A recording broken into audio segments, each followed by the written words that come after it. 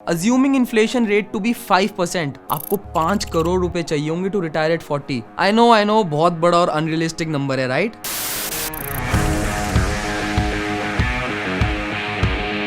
हम सबका अपना अपना रिटायरमेंट प्लान होता है। आई मीन फाइनेंशियल इंडिपेंडेंस किसको नहीं चाहिए? बट यू नो मेरा क्या प्लान है? An early retirement, work through my 20s and 30s and 40 पे रिटायर्ड। बट ये सब करने के लिए you need a substantial amount of savings and a solid retirement plan. But retirement के बाद आपकी कोई अर्निंग नहीं होती, और अगर इन्फ्लेशन को ध्यान में रखा जाए तो by the time you are 40 your spending will also increase. So let's talk numbers. Let's assume कि 25 की उम्र में आपका मंथली खर्चा है 35,000। Bye the time you reach 40 आपका खर्चा बढ़ेगा। कुछ चीजें जैसे मे बी फैमिली, बड़ा घर, सब लेकर इस नंबर को डबल कर देते हैं, मतलब 70,000। While planning your retirement fund, you also have to add other things like शादी, बच्चों का education, etc.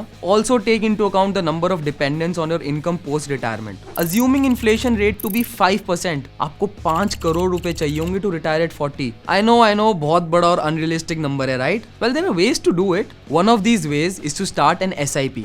SIP क्या है? Systematic Investment Plan is a planned investment in mutual funds. अगर आप 25 की उम्र में एक 10,000 की SIP शुरू करते हैं, by the time you reach 40 आपने 24 लाख रुपए इन्वेस्ट कर दिए होंगे। बट 15% इंटरेस्ट पे the wealth created would be around ₹1 crore. इसके साथ साथ investing in public provident fund या PPF can be added to the list of retirement tips. PPF is a government backed investment जो आपको लॉन्ग टर्म रिटर्न्स प्रोवाइड करता है, और ये मार्केट के उतार चढ़ाव से लिंक नहीं है। With a lock in period of 15 years, PPF can help meet your long term financial goals. For example, अगर आप साल में 1 लाख रुपए PPF में इन्वेस्ट करते for 15 years at 7.1 interest rate, at the end of the tenure you will have invested ₹15 lakhs and the maturity amount would be more than ₹27 lakhs. There are so many other ways to invest your money and accumulate the wealth you need to retire. But keep in mind, हर तरीका हर किसी के लिए सही नहीं है। जब आप investment के बारे में सोचें, make an informed decision and make the right investments. अच्छा, ये बात तो होगी इन्वेस्टमेंट्स और सेविंग्स की।